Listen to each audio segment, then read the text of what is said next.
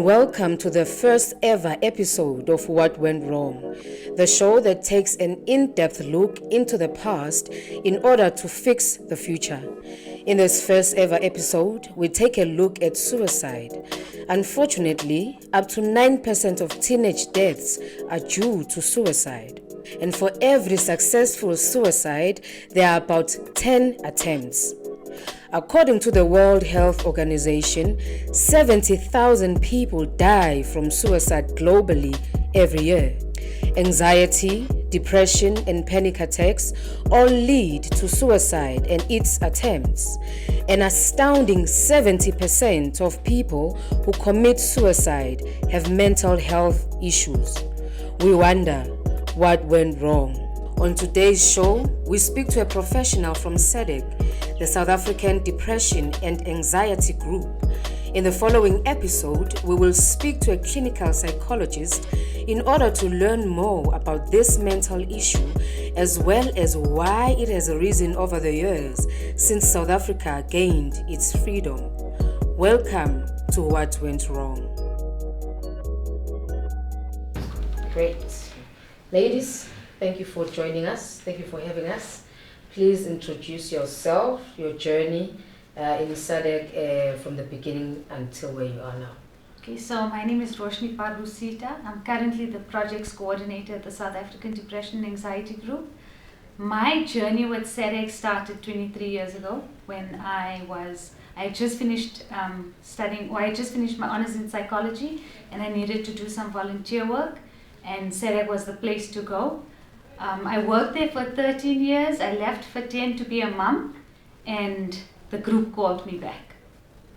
So this is where you find yourself now? This is where I will always find myself. There's no other space for me. So it's either this or nothing. So do you find that this kind of work is a type of a calling for you? It is a calling. It's very rewarding. So in a certain way, it's a very selfish reason to come back because it makes me feel so fulfilled. You know, I can drive out of here and feel like I've done something good, you know. So it definitely is a calling. I don't think I'll ever be able to do anything else. Please introduce yourself. So my name is Letlogonolo Lofand. I started in SADAG in 2020 when COVID hit. That's when I started my journey.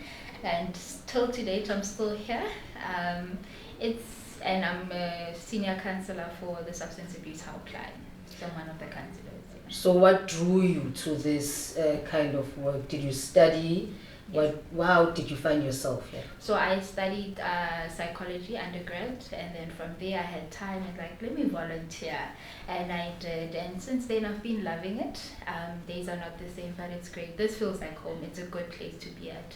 Like she says, it's a calling to be here. It's home, you know, and I wouldn't change it for anything. So that's why I've been here for so long. Yeah. So we're doing this program to enlighten and educate South Africans, Africa, the world. Yes. And we know that you deal with a lot of people that are suffering from depression and have tried to commit suicide.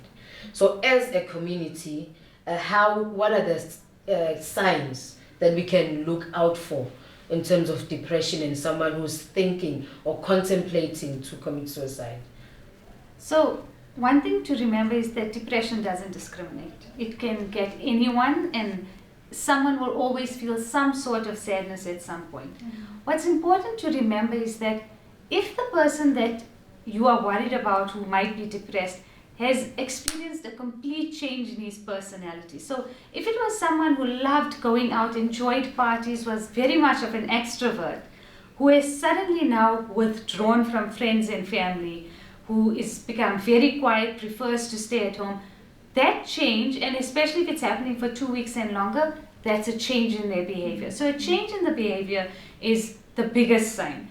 Oftentimes, and especially with our kids, we find that they'll draw things.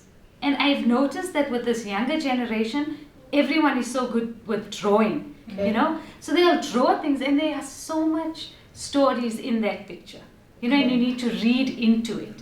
So look out for signs like that. Have they said something? If you look at the stats, 7.5 out of 10 people, so let's say almost 8 out of 10 people have given some sort of sign before they committed suicide.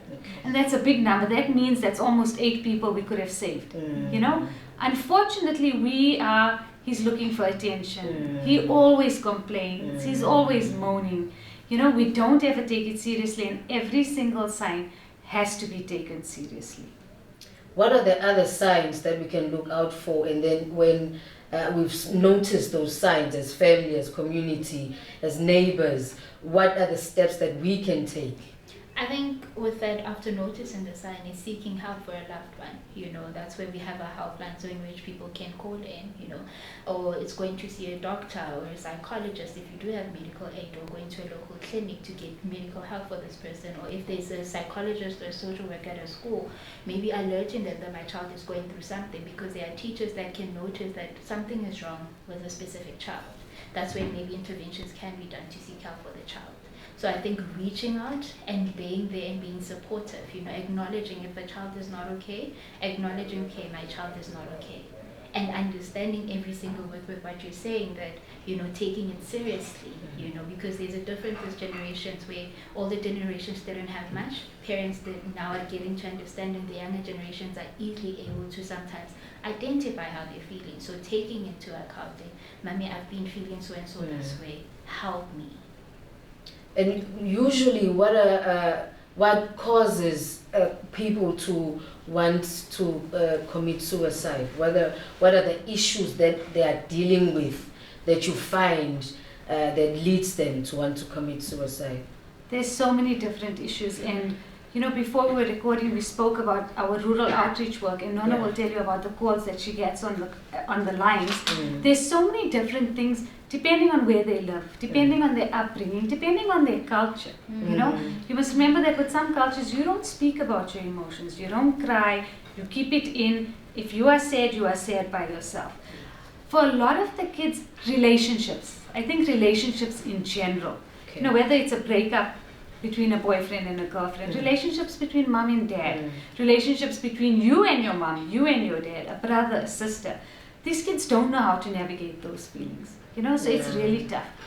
So then if you think about what's happened during COVID, you know, these kids have had to deal with the death of a loved one, the reality of death, that this is a reality. Everyone has to succumb to death at some point. How do I live without them?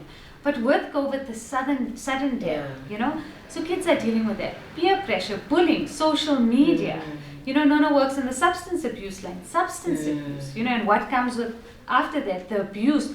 Abuse is also not just physical abuse, mental abuse, emotional abuse, you know. So there are so many different risk factors, and if you think about it, it's actually quite scary that anything could trigger the people who are feeling sad or depressed. And so, just as a family unit, how could you help us in terms of, as parents and sisters, that we manage or run a healthy home? Okay. What steps, what physical things do we need to communicate more? What do we need to do to make sure that we run a healthy home? I think for me, the best thing is to create a safe space. That's the first thing, because some words are not used, some conversations are not heard in the household, you know, because of how we grew up, you know. So creating a safe space where kids can talk and checking in with each other, because I believe mom is going to work, dad is going to work, or we're all not working, but checking in with each other, how are you doing? Because I think we are all busy trying to navigate through life that we don't check in with each other, and also educating ourselves, you know, researching more in different mental health. You know, if I heard something, sharing, like, you know, today I heard about depression, what it's about, so that I know that I can identify if that's the case. And even with teenagers as well, is that even when they have phones, like, okay, I have a phone, what apps you can have on your phone that you can use as a tool for yourself, in saying that I can use this, that can help check in with myself. Yeah. So in terms of on a daily basis, roughly, every day is different. Yes. Roughly how many calls do you get per day? And do you find that mostly it's men or women that call in? Okay, so it's so important to note, and I want to mention this, is that pre-COVID, SADAG was receiving just over 600 calls every single day. During COVID, that increased to 3,000 calls a day. You know, and 1 in 4 of those calls is actually suicide related. Okay. So it's a huge number. In terms of whether it's male or female, it's a little bit of both. You know, it's equal. Some days you'll have more males, some days you'll have more females. In terms of who is actually committing suicide or taking their own lives, men tend to use more aggressive methods of attempting suicide, and it obviously gets carried out because it is so aggressive, whereas more females attempt suicide, but it's not as aggressive. So less men attempt suicide, but they use aggressive means, and it actually gets carried out. So do you find that when someone calls in, they have actually tried to commit suicide before, or is it mostly first-time people? It differs from person to person. Some can have tried before, and then this is their last attempt, and you have a sense of hope. Maybe you can help at that time, or they've tried to reach out. So it differs from person to person. So I can't say that there are more people that have attempted more or less, but it differs from person to person due to the circumstances that they face at that given time. Because their sense of hopelessness at that time, feel like taking my life may be the best option for me. So that's when they could try most times to call us to speak to a counselor. Yeah. And I imagine that individuals were different. And so I might be trying to commit suicide and someone else, but then how do you deal with different personalities on a daily basis? How difficult is it for you? I think building rapport is the most important thing, and listening, actively listening at that given time, you know, because somebody might have called in and they maybe tried to overdose, and at that time the first point of us to assist them is to help them to get medical care, steering the steps that they need to take to get medical care. Then counseling and therapy will come after, because we want them to be well. At that time we need to give them medical care. Or some say they have planned everything and they're just calling you. You could be the last person that they're calling in, and just so it's a matter of being active with active listening and building rapport. It gets to create that sense of hope for the caller on the other side, because you don't see them. So your words and your tone and how you're asking the questions, where are you, what's happening, those are important questions to understand what is happening in that call. Just to add to what Nona said, our counselors get very extensive training. So before they actually get onto the line, there's a whole process that they actually have to go through before they are trained. So there's an online application form. We then screen it. We do a telephonic application or interview. We then do a face-to-face interview. They have a full training, a very extensive training. They have listening shifts, and that's where they come in and they listen to our counselors counseling. And they see how you have to adapt to the different callers. And they learn that, they are taught that. So each counselor is very adaptable. You know, also we're in a call center where you are allowed to lean on us. So if you feel like you're struggling a bit with the call, they write a message down for us, and we are all there to assist you. So we very much are a team, and they are completely trained to adapt to all those different calls, because our calls don't always just come from someone who's feeling suicidal. Sometimes it's a mom who has a kid. Sometimes it's a dad whose wife is now suffering from postnatal depression. You know, so it's always such a different mix of the spectrum of mental health illnesses is so large that the calls are so different, and they are able to adapt to each one perfectly. And also, do you assist someone who's lost a family member, a friend, due to suicide? So if a family member has lost someone, can they call in as well and say, I've just lost someone? Absolutely. Anything to do with mental health and that affects the way you are feeling or the way you are thinking is what we would do. We have support groups by family members who have lost someone to suicide, and they've started support groups. So not only are we an online telephonic counseling center, we do outreach work. We have support groups started up around the country. You know, also the way you get into a support group, you have to be screened by us. We need to make sure that the support group, like Nona said, is also a safe space. Because when you are talking about mental health, that's what you need. You need somewhere where you feel safe, you know? And so we always make sure that the people that are in that support group can support each other, and they feel like that they are in a safe space. And I was going to ask as well that do you have like field workers on the ground that can visit families that are going through tough times, or is it something that you're planning to have in the future? Well, what we do is that we offer telephonical counseling, and we do have 2 containers in Ivory Park that people they can go to, and also in Dipsloot that they can go to. But mostly we are based on telephonical counseling. We don't have like ongoing therapy. That's where we get to use certain resources that SADAG works with, that we get to give people, even they're in KZN and so forth, that they can get assistance there. Yeah. And so when someone calls in, how do they sound? I know everyone is different. Usually, are they panicked, or are they? What's the tone that you usually get from someone calling in? So it's different emotions, you know, some people are crying, calling in, you know, some people are frustrated, some people are angry, you know, some people are calm. So it's different tones. So as a counselor, I have to match up to that tone. I can't be happy with somebody that is sad. So I have to adjust my tone, you know, and also asking what is happening so that I can be able to be there, you know, and creating that space of, if they're crying, what can I do for you? How can I help you? You know, creating a space of like, okay, let's doing some techniques that we can do that to help you to calm down, so that I can be able to assist you at that time, because you called in and you would like assistance. So then it differs from call to call. You know, it can be happy, sad, you know, frustrated, angry. It differs from person to person. So roughly how many call center agents do you have in the building? And I know that so it's a 2-part question. You're an NGO, so are they getting paid, and what happens there? So we have just over 250 counselors. They are all volunteers. Being an NGO, we cannot pay them, so they work completely free of charge. Unfortunately, our office where we are based is not big enough to house all of our counselors, so a lot of them are counseling remotely, online, telephonically, and essentially it would be good for us to have everyone here so we can all be one big support structure, but unfortunately it's just not possible. But 250 volunteers is a big number. It is.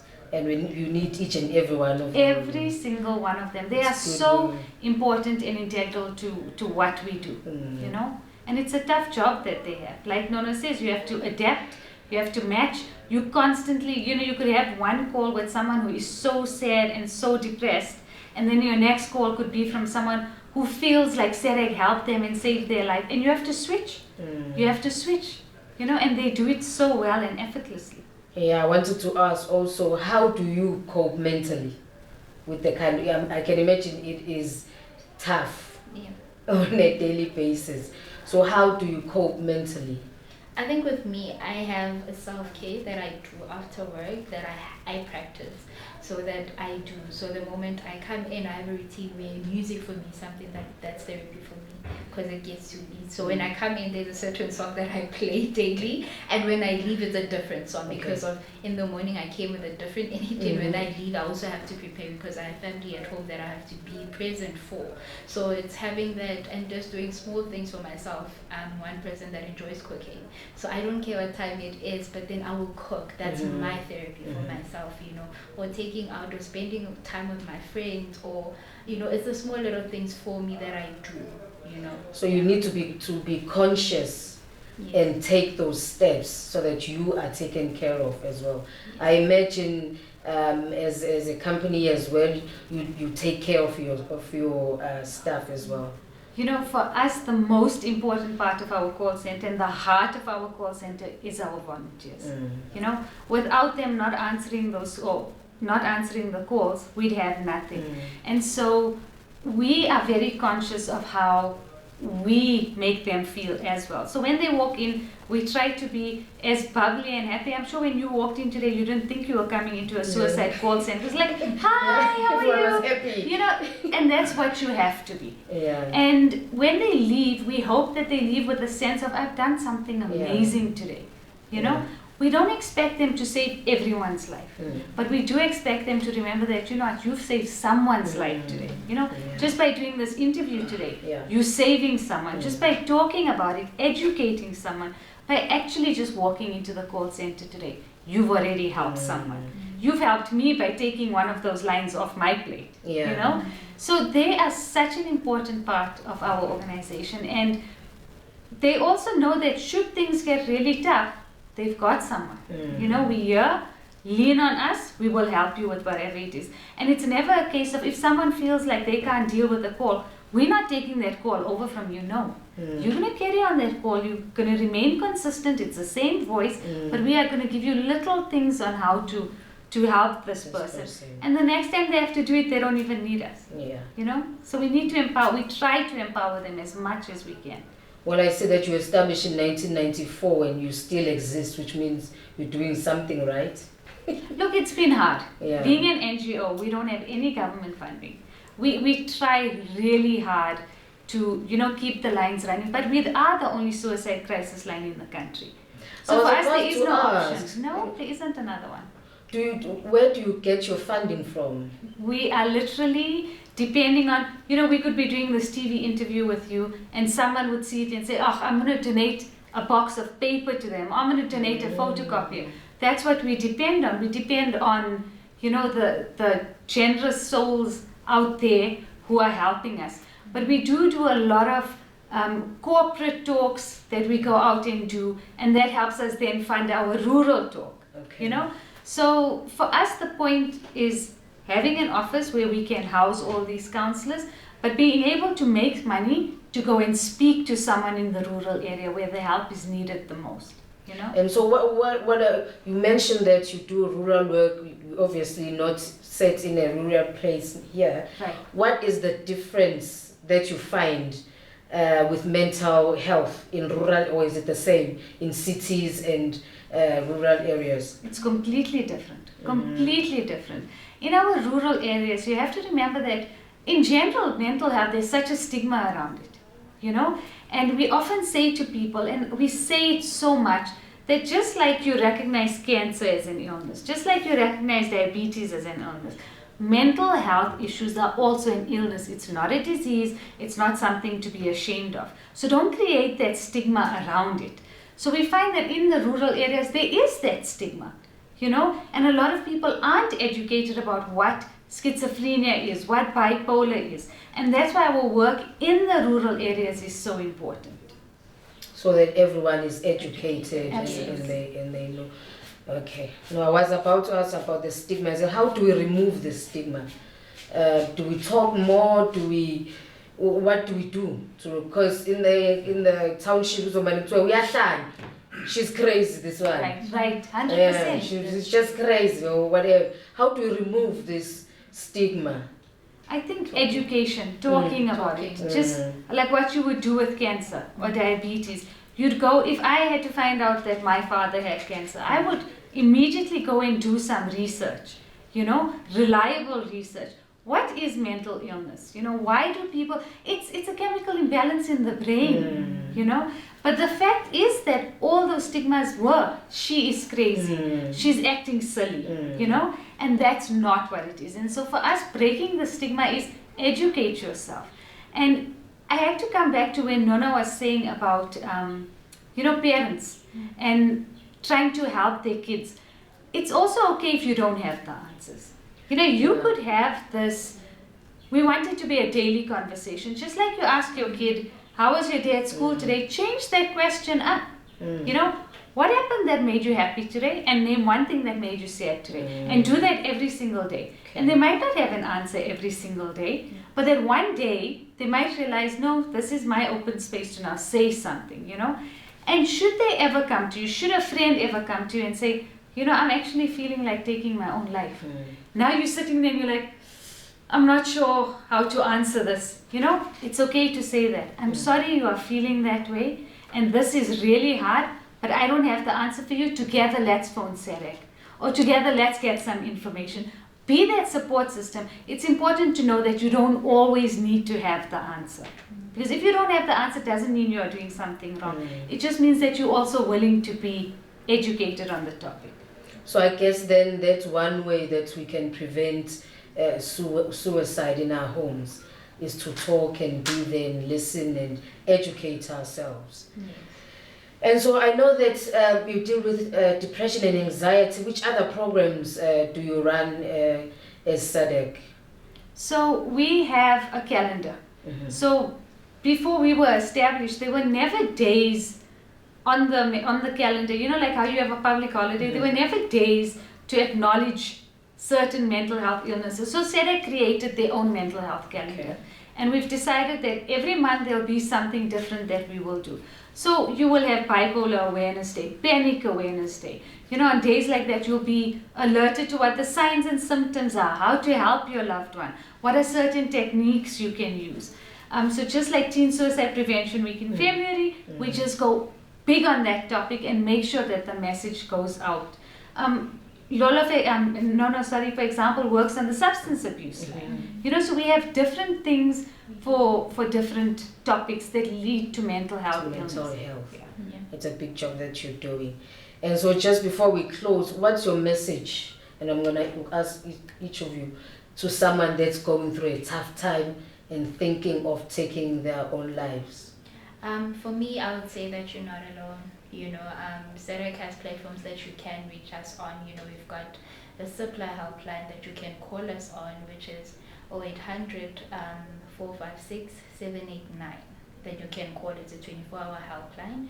And then we have our suicide helpline as well, which is 0800 567 567. And we also have an SMS line that does run 24 hours, which is like 31393, that they can reach us on, where a counselor calls you back, you know, at that time when you're in need. And we also have a WhatsApp platform in which people can also WhatsApp us, which works Monday to Monday, and it works from 8 to 5, which is 0800 88 22 77 5. So you are not alone, and if you're not feeling okay, speak to someone you trust. It can be a teacher, it can be a loved one, it can be a parent, you know, even a colleague as well, you know. So if you're not okay, seek help. There is help out there. You're not alone. That's my message. It's a beautiful message. Great message. What's your message? I think for me it is that suicide is a very permanent solution to a very temporary problem. And when you are struggling with those problems, you don't know what the solutions are. And that's where we are there to help. We can help you see the light at the end of the tunnel, you know? So I think everyone or anyone that feels like they want to take their own life, think about getting help first. Let us try and see what solutions there are for you. Because you are so important and you are so needed in this world. And you might not feel it right now, but you will eventually. Just allow us to help you find that. And as you're speaking, I'm actually thinking of a Bible verse in Ecclesiastes. It says, everything under the sun has happened before. So the problem that I might have today, someone else had it yesterday. Right. Which means they are able to help me. That is beautiful. So we thank you for the great work that you do. Please continue doing the great work. We'll continue supporting you as well. All the best moving forward. Thank you. Your support is amazing, because by doing this, you are helping so many people. So we thank you as well. We'll work together. Thank you.